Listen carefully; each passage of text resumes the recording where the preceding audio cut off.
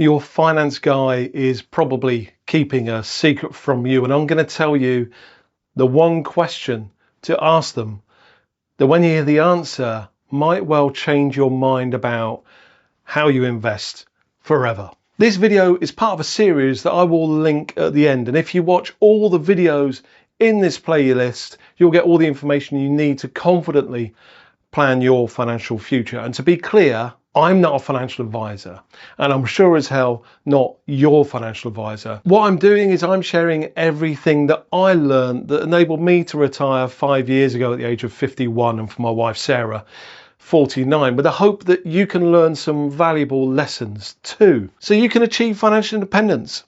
So if that works for you, I recommend subscribing to the channel and ringing that little bell to hear it from someone who's actually done it. So what is the question to ask your finance guy? Well, once I've explained this to you, you'll likely know the question, but if not, I will tell you at the end, once you're armed with all the knowledge, to confidently confront them. In the last video in this series, I mentioned that financial advisors will try to bamboozle you with complicated financial terms so that you fear investing enough to put your financial future in their hands. But I went on to say that the one phrase that they always forget to mention is that of expense ratio. I wonder why that would be. Before I go any further, I need to explain some nuts and bolts so you're able to work this stuff out for yourself. Investing always comes at a cost, like anything in life. There's a whole industry around investing. You as a customer, you need to pay your way. That makes sense. In investing, the costs and fees can be endless, but let's look at some of the more common, which are setup fees, annual management fees, dealing or transaction fees, exit fees, and fund management fees. I'll quickly explain each of these, and then I'll pick two example companies to compare, one of which is the largest wealth management company in the UK, and the other a company that's well known in the index fund arena, and we'll see how their fees both compare to each other. So let's quickly first explain those fees. The first was the setup fees. Some wealth management companies charge a fee as you open your account with them, and this will be in the format of a percentage of the money that you're lodging with them to manage on your behalf.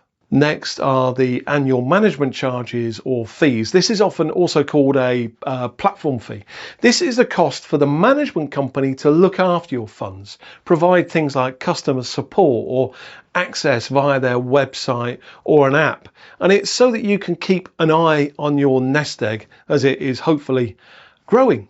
Then there are the dealing or transaction fees. These are the fees that are incurred as the wealth management company buys and sells shares in funds on your behalf. Next is the fund management fees. And these themselves are the fees that are levied on the specific fund that you're invested in. Often, the more actively managed the fund is, the higher the fee, and conversely, the more passive, the cheaper the fee will be. Finally, there are exit fees. Some wealth management companies will charge you if you exit their service earlier than they would like you to. All these fees together make up the expense ratio, or the percentage of your money invested that is paid in fees. Now look, before I go any further, I want to make something really clear here. This is a video that I've wanted to make for 3 years and just didn't know how to. I know that what I'm going to share is, although objective data, can be construed as my subjective opinion. This channel is not sponsored. Since we started it nearly 4 years ago, we have not taken a penny from any company to push their products and never will. I gain nothing from this video apart from the ad revenue from YouTube itself. That's it. The only reason I'm making this video is to help you, the viewer. I don't know why, but this is an emotive subject, and I'm sure will piss a lot of people off. I think the reason for this is not in the interest of the wealth managers for you to know this stuff. That's my subjective opinion anyway. Also, the other thing that troubles me when making this video, seriously troubles me is there'll be someone out there watching this that through this video might realise they've made a big mistake. And if that's you, I really am truly sorry. And I just hope through watching the videos on this channel you can start to make some good long-term decisions from here forward. Let's just say I take no joy whatsoever in making this video. And if the world of finance was a little more honest and open, I wouldn't have needed to. And repeat, this is not financial advice. I'm just a bloke who's done this. I retired 5 years ago. So I'm giving this to you from the trenches. I've learned all this stuff over more than 25 years. Right, with that out of the way, phew, the two companies I'll compare are the UK's largest wealth management company with a huge number of assets under their control, and they are St James's Place. The other company is Vanguard, who are relatively new to the UK marketplace but were formed in the US in 1975 with a simple but revolutionary idea that an investment company should manage its funds solely in the interest of its clients. It almost sounds ridiculous that they should even have to say that, doesn't it? You would think that's what all companies do, right? Now, I'll just pick those two. There are many other companies out there, some good, some less so good. I'll pick St James's Place because they're the biggest wealth management company in the UK, and Vanguard because I like their ethos enough for me to have used them for many years. This is not advice. Do your own research. I'm paid by no one, have no affiliation or friends in either of these firms. Let's just make that clear. So looking into the fee structure at St James's Place is difficult in the extreme. For example, they charge a one-off setup fee of 4.5%, which if you have, say, £500,000 to invest will cost you £22,500. Conversely, Vanguard doesn't charge such a fee. There are also fees at St James's Place for exiting in the first 5 years too. And when researching this video, I found countless news stories which highlighted just how complicated the fee structure at St James's Place is, and also covered their recent fine of more than £400 million where they've been charging clients for services they simply didn't receive. With them purposefully making their fees complex, I personally would never consider putting my hard-earned money with them. So on further research, I found that on average, it appears their total annual costs are at least 1.5%, depending on what funds they put you in. So I'm being generous to them by saying 1.5%.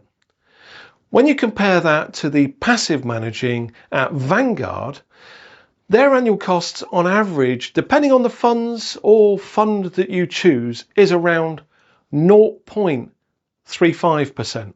Now here's a kicker. You might be thinking, oh God, 0.35 or 1.5%, what's the difference? Both of those numbers are tiny. They are not.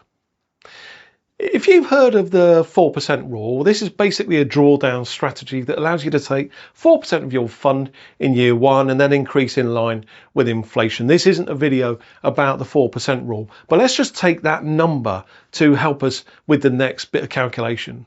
I'll nominally say that on the day that you retire, you have been lucky enough and clever enough to have £1 million. Any number will do, but we'll just use that as an example because it's a very big round number. Well, 4% of 1 million is 40,000. 0.35% of 1 million, the Vanguard charge, is 3,500. However, Vanguard caps its platform fee at £375. So in real terms, the actual cost of UK Vanguard fund with an expense ratio of 0.35% is £2,375. Look, I know this is all loads of numbers I'm throwing at you, and I do apologise, but this is important. With St James's Place at 1.5%, Well, 1.5% per annum of 1 million is £15,000. So now you can see this is your hard-earned money. Do you want to give away 2,375 in fees each year or 15,000? Well, if you give away 15,000, then your funds need to perform exceptionally in St James's Place to enable you to retire on 40k a year, and well, they don't. St James's Place funds perform badly against their peer group. And at the start of the video, I said there's one question to ask your money manager that might change how you invest for your future. Ask them how they invest for their own retirement and to give you evidence.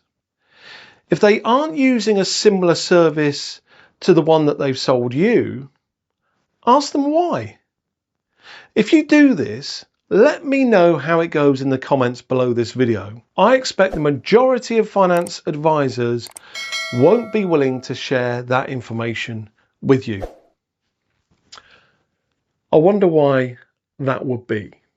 Next week, I'll tell you how me and my wife Sarah invested our money to reach financial independence at 51 and 49. That was 5 years ago now. And how we have our money invested today. Click here when that video is available. In the meantime, the whole series on how I retired early is available here, and you should check that out and probably subscribe to the channel if this has been useful to you. As I said earlier, I take no joy in making this video. I've always wanted to make this video. Yeah, I'll see you next time.